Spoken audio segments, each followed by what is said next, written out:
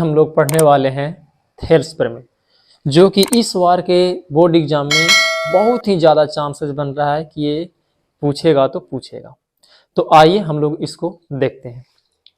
तो सबसे पहले हम लोग फिगर बनाएंगे। कहता है यदि किसी त्रिभुज की बात करता है तो सबसे पहले हम लोग को त्रिभुज बनाना है। हमने एक त्रिभुज बनाया जिसका नाम है ABC। इसके बाद कहता है एक भुजा के समानांतर, तो कोई भी भुजा के समानांतर हम लोग एक रेखा खींचेंगे तो आसान रहता है BC भुजा को समानांतर खींच करके बनाने में। तो हम लोग यहां से एक समानांतर रेखा खींचेंगे। किसके समानांतर खींचे? तो BC के समानांतर एक रेखा खींचे DE, और इसी DE के बारे में कहता है अन्य दो भुजाओं को भिन्न भिन्न बिंदुओं पर प्रतिच्छेद करने के लिए एक रेखा खींची जाए तो यही एक रेखा खींचे जो अन्य दो भुजाओं को AB और AC को D और E पर प्रतिच्छेद कर रहा है, भिन्न भिन्न बिंदुओं पर प्रतिच्छेद कर रहा है। तो कहता क्या है? तो कहता है कि ये अन्य दो भुजाओं को एक ही अनुपात में विभाजित करेगा। जो अन्य दो भुजा है AB और AC, हम लोग BC के समानांतर खींचे हैं तो बाकी दो शेष भुजा कौन बचा? AB बचा और AC बचा। तो AB और AC एक ही अनुपात में विभाजित हो जाता है, मतलब कि AD बटा DB और AE बटा EC। यही हम लोग को सिद्ध करना है। तो सबसे पहले ये जो दिया हुआ है कथन, इस कथन को हम लोग कहते हैं साधारण प्रतिज्ञा। इसके बाद हमें लिखना रहता है विशेष प्रतिज्ञा।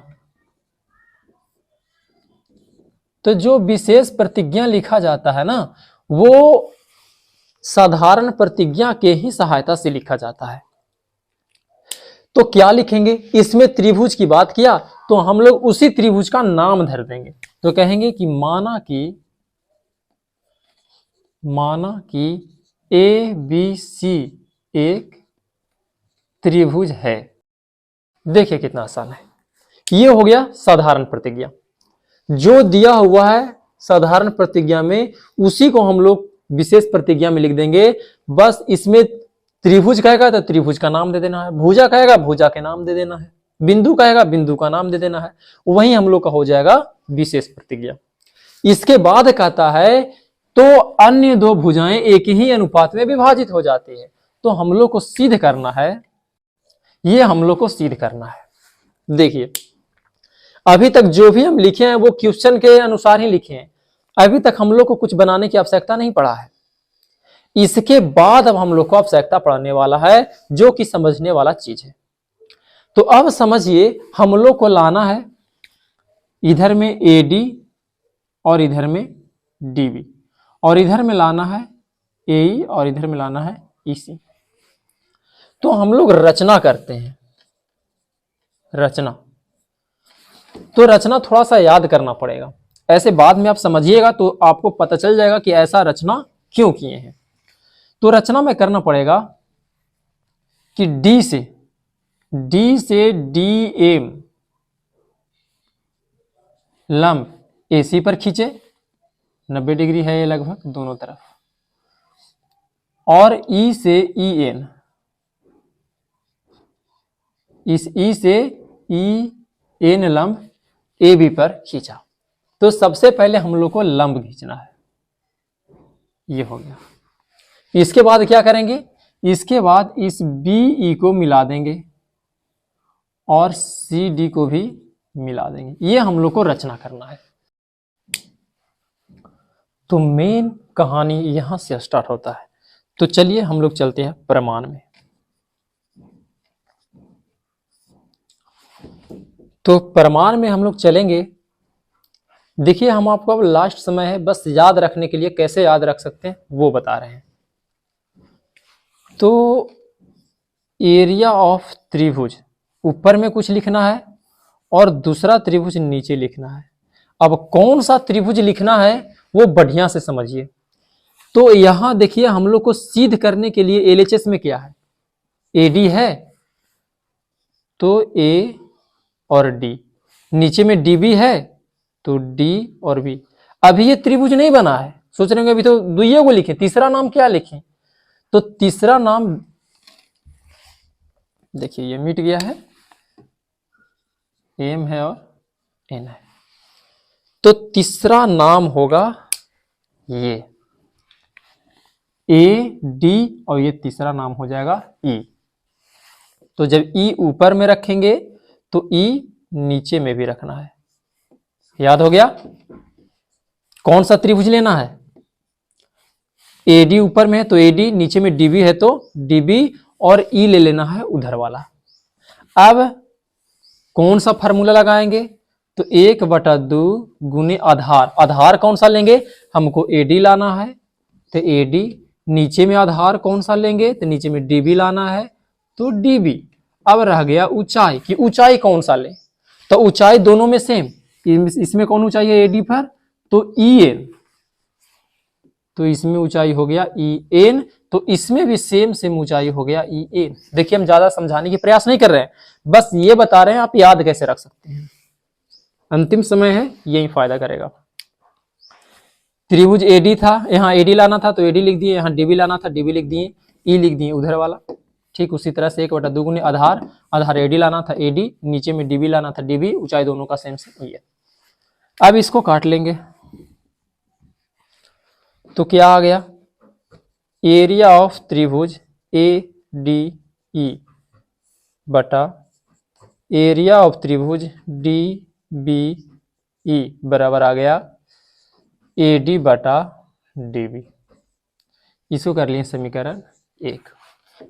पुनः लिख देते हैं, पुनः एरिया ऑफ त्रिभुज ऊपर में लिखना है और एरिया ऑफ त्रिभुज नीचे में लिखना है।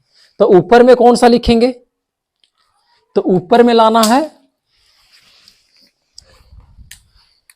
ए ई, तो यहां लिखेंगे ए ई। नीचे में लाना है ई सी, तो नीचे में लिखेंगे ई सी। अब बच गया ये डी, तो हम लोग को लिख देना है डी और डी, ऊपर भी सेम और नीचे भी सेम। कलर कर दिए हैं ताकि आप लोग को पता चले बढ़िया से। हो गया। अब इसके बाद 1/2 के 1/2 आधार कौन सा? तो हमको लाना है ए ई, तो हम लोग लिखेंगे ए ई। नीचे में 1/2 गुने आधार कौन सा? तो लाना है ई सी, तो यहां लिख देंगे ई सी। और ऊंचाई कौन सा था? एगो ऊंचाई तो लिखा गया है, ई एन तो लिखा गया, बचा कौन? डीएम, तो डीएम ऊपर में भी और डीएम नीचे में भी। डीएम डीएम कट जाएगा, 1/2 कट जाएगा, तो बचा क्या? बराबर ए ई बटा ई सी, समीकरण 2 हो गया ये। ठीक है, ये हो गया। अब ध्यान से देखिए, एडी बटा डीबी भी आ गया, एई बटा ईसी भी आ गया। एलएचएस में देखिए एरिया ऑफ त्रिभुज ए डी ई हो गया त्रिभुज, इसमें भी ऊपर वाला सेम ही तो है, ए ई डी सेम त्रिभुज है, माने ऊपर वाला बराबर है लेकिन नीचे वाला बराबर नहीं है। नीचे वाला में एगो ये आ गया डी बी ई ऐसे हो गया, तो एगो हो गया ई सी डी ऐसे हो गया। लेकिन दोनों में देखिए यह जो आधार है, ये दोनों का आधार सेम है, तो हम लोग लिखेंगे कि चूंकि त्रिभुज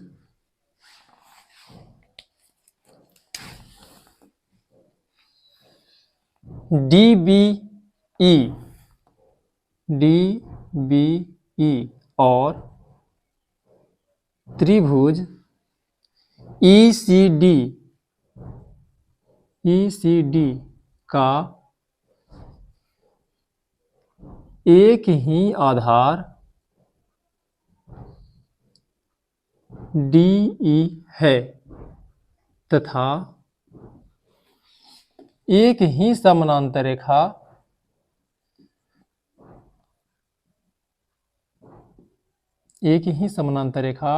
डी ई समानांतर बी सी के मध्य स्थित है। स्थित है। इसीलिए हम लोग लिखेंगे, इसलिए क्या लिखेंगे कि दोनों का क्षेत्रफल एरिया ऑफ त्रिभुज डी बी ई बराबर एरिया ऑफ त्रिभुज ई सी डी, दोनों क्या होगा, बराबर हो गए। ये हो गया समीकरण 3। तो इसीलिए हम लोग लिख सकते हैं, क्या लिख सकते हैं, समीकरण 2 से, समीकरण किससे, 2 से लिखा हुआ है एरिया ऑफ त्रिभुज ए ई डी, एरिया ऑफ त्रिभुज ए ई डी बटा एरिया ऑफ त्रिभुज ई सी डी बराबर ए बटा ई सी। देखिए समीकरण तो हम पूरा का पूरा लिख दिए, लेकिन अब इसमें चेंज क्या करेंगे, तो ई सी डी के जगह पर बी डी ई लिख देंगे। कहा है कि दोनों बराबर है, ऊपर में सेम सेम और नीचे में चेंज कर देंगे एरिया ऑफ त्रिभुज